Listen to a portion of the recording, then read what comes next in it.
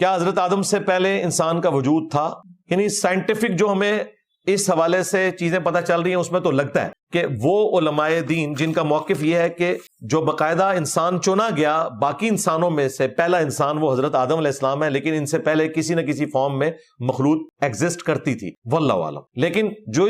جس انسان کی ہم اولاد ہیں وہ پہلا انسان حضرت آدم علیہ السلام ہی ہے۔ اذ جعلکم خلفاء، جب اللہ تعالیٰ نے تمہیں خلیفہ بنا دیا تھا، من بعد قوم نوح، حضرت نوح علیہ السلام کی قوم کے بعد، تو وہی خلف والا معنی خلیفہ کے اندر ضرور ہے۔ اس وقت زمین میں تمہیں اللہ رب العزت نے بسایا تھا، تم رہ رہے تھے، تم ان کے وسائل پر قابض تھے، حضرت نوح علیہ السلام کی قوم پہلے گزر چکی تھی، تو خلیفہ میں خلف والا معنی ضرور ہوتا ہے۔ اللہ فرماتے ہیں وَاذْكُرُوا، اور یاد کرو تم، اذ جعلکم، جب اللہ تعالیٰ نے تمہیں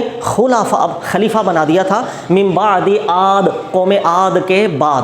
یہاں پر بھی اللہ نے ذکر کیا قوم عاد گزر چکی، اس کے بعد اللہ تعالیٰ نے تمہیں زمین پر جب وسائل دیے اور تم لوگ براجمان ہوئے اور اللہ رب العزت کے اذن سے اس زمین میں جب تصرف کر رہے تھے، تو خلیفہ کا لفظ اپنے اندر خلف والا معنی ضرور لے کر آتا ہے کہ اس سے پہلے کسی قوم کا ذکر ہو، جب وہ قوم گزر چکی ہو اس کے بعد میں آنے والا خلیفہ ہوتا ہے۔ اللہ فرماتے ہیں ثم جعلناکم خلائف فی الارض من بعدہم، پھر اللہ تعالیٰ نے تمہیں زمین میں خلیفہ بنا دیا تھا ان کے بعد، یعنی خلیفہ کا لفظ ہمیشہ کسی ایک قوم پہلے گزر چکی ہو اس کے بعد ہی خلف کا معنی ثابت ہوتا ہے، اس کا اطلاق کامل ہوتا ہے، ورنہ اس کا اطلاق ہمیشہ ناقص ہوتا ہے، اور قرآن پاک سے ہمیشہ اطلاق کامل مراد لیا جاتا ہے جب تک نقص کی طرف دلیل قرآن خود بیان نہ کرے۔ اسی طرح سورہ یونس کی چوتھی آیت دیکھیں، آیت نمبر 73، فَنَجَّيْنَاهُ وَمَن مَّعَهُ فِي الْفُلْكِ، پھر ہم نے نجات دے دی تھی آپ کو اور جو بھی آپ کے ساتھ تھا کشتی میں، وَجَعَلْنَاهُمْ خَلَائِفَ، پیچھے قوم تباہ ہو گئی پوری، طوفان آیا ساری قوم مر گئی، ایک قوم ختم ہوئی، پھر اللہ نے فرمایا ہم نے ان کو پھر خلیفہ کر دیا زمین کا۔ تو یہ میں نے 4 آیتیں بیان کی ہیں، میرے پاس 13 سے 14 آیتیں ہیں، ٹائم میں بچا رہا ہوں، ایک تصور سمجھ میں آ گیا۔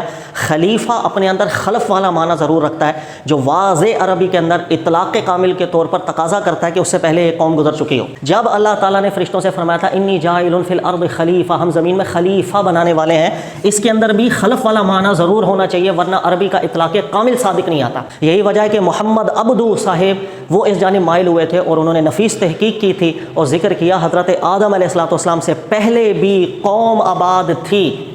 وہ قوم ختم ہوئی تھی، اس کے بعد انسان کے اطلاق سے جو حضرت آدم علیہ السلام سے سلسلہ شروع ہوا ہے یہ خلف ہوں گے اور خلیفہ ہوں گے، ورنہ عربی کے اندر خلیفہ کا اطلاق ایسے کیا ہی نہیں جا سکتا کہ براہ راست اگر پہلے کسی قوم کا وجود ختم نہ ہو چکا ہو تو ڈائریکٹلی خلیفہ کا اطلاق نہیں ہوگا کہ اس میں خلف والا معنی ہے وہ صادق ہی نہیں آتا۔